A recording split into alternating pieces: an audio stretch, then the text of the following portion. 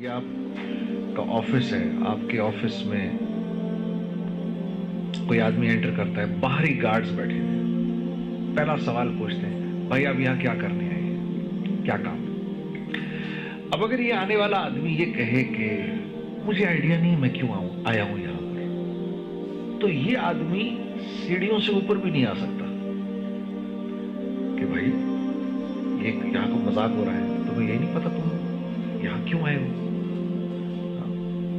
تو ایک آفس، ایک نارمل سا آفس، یہاں تو کوئی آدمی بغیر مقصد اور بغیر وجہ کے آ نہیں سکتا، تو اس کائنات کے اندر میں اور آپ بغیر وجہ کے ہیں، تو قرآن اس کو کیسے بیان کرتا ہے؟ تو قرآن کہتا ہے افحسبتم انما خلقناکم عبثا وانکم الینا لا ترجعون۔ افحسبتم، کیا سوچ رہے ہو؟ کیا تمہارا خیال ہے تم ایسے ہی پیدا کیے گئے ہو؟ تم خود تو کوئی چیز بغیر وجہ کے تخلیق نہیں کرتے، تو تم نے اپنے رب سے یہ توقع رکھی ہوئی ہے کہ اس نے یہ سارا کا سارا جو کائنات کا نظام بنایا ہوا ہے یہ بے وجہ ہے، اس کی کوئی وجہ نہیں ہے۔ فتعال اللہ الملک الحق لا الہ الا هو رب العرش الکریم۔ تم اس سے تمہیں یہ لگتا ہے کہ یہ تم بغیر وجہ کے بیٹھے ہو یہاں پر، ایسے ہی پیدا کر دیا گیا بغیر وجہ کے۔ تو یہ انسان کا سب سے بڑا مسئلہ ہے، اپنے علم اور اپنی سوچ سے، اور انسان کا جتنا بھی علم ہے اس کا محور یا تو اس کی نظر ہے یا اس کی زندگی کے تجربے ہیں۔ وہ یہ اوپر تک دیکھ سکتا ہے، اس کے آگے اس کو کچھ نہیں پتا گیا ہے، یہ اس کی زندگی کے تجربے ہیں تو اس نے سوچ رکھے۔ جہاں انسان کی سوچ اپنے اختتام کو پہنچتی ہے اس جگہ سے وحی کا علم شروع ہوتا ہے، جہاں اس کی لاجک اللاجیکل ہو جاتی ہے وہاں سے وحی کا علم شروع ہو جاتا ہے۔ اب اگر رسول اللہ صلی اللہ علیہ وسلم ہمیں نہ بتاتے تو ہمیں زندگی پر نہ پتا چلتا کہ ادھر دو کرامن کاتبین بیٹھے ہوئے ہیں، دنیا کی کوئی لاجک یہ پروو ہی نہیں کر سکتی لیکن بیٹھے ہوئے ہیں۔ اسی لیے قرآن نے جب کہا نا ذالک الکتاب لا ریب فیہ، تو پہلی جو قرآن نے بات ماننے والوں کی صفت بتائی وہ یہ بتائی کہ یہ ہدایت دیتی ہے کن لوگوں کو؟ متقیوں کو، مدلل متقین، جو اللہ سے ڈرتے ہیں، صرف اس کو اس کتاب سے نفع ہوگا اور کسی کو نہیں ہوگا۔ جو اللہ سے ڈر رہا ہے اللہ اس کتاب کے ذریعے اس کو صراط مستقیم پر چلائے گا، ہر ایک نہیں چل سکے گا۔ اور ڈرنے والوں کی پہلی صفت کیا ہے؟ الذین یؤمنون بالغیب، یہ غیب کی باتوں پر ایمان لاتے ہیں، جن باتوں کو انہوں نے دیکھا نہیں ہوتا، غیب کی باتیں پر ایمان لاتے ہیں۔ یہ غیب کی باتیں ہمیں کس نے بتائیں؟ رسول اللہ صلی اللہ علیہ وسلم۔ انہوں نے بتایا ادھر کرامن کاتبین بیٹھے ہوئے ہیں، مجھے تو نظر ہی نہیں آ رہا، انہوں نے مجھے بتایا ہے کہ وفی السماء، مجھے ان کے ذریعے پتا چلا قرآن کہہ رہا ہے وفی السماء رزقکم وما توعدون، میرے بندو تم سے جس رزق کا وعدہ کیا گیا ہے وہ رزق دنیا میں نہیں ہے، دنیا سے اس کا کوئی تعلق نہیں، وہ آسمانوں سے آ رہا ہے۔ وفی السماء رزقکم وما توعدون، تم سے جس رزق کا اللہ فرما رہے میں نے وعدہ کیا ہے اس کا تعلق زمین، پتھر، سونا، چاندی، زراعت، کاشتکاری، سورج، چاند، ستاروں، پہاڑوں سے نہیں ہے، بلکہ یہ ہم آسمانوں سے اتارتے ہیں تمہارے لیے۔ لیکن مجھے تو سب کچھ یہاں سے ہوتا ہوا نظر آ رہا ہے، مجھے تو یہ نظر آ رہا ہے کہ میری پیسے ہیں تو میرے کام بنیں گے، پیسے نہیں ہیں تو میرے کام نہیں بنیں گے۔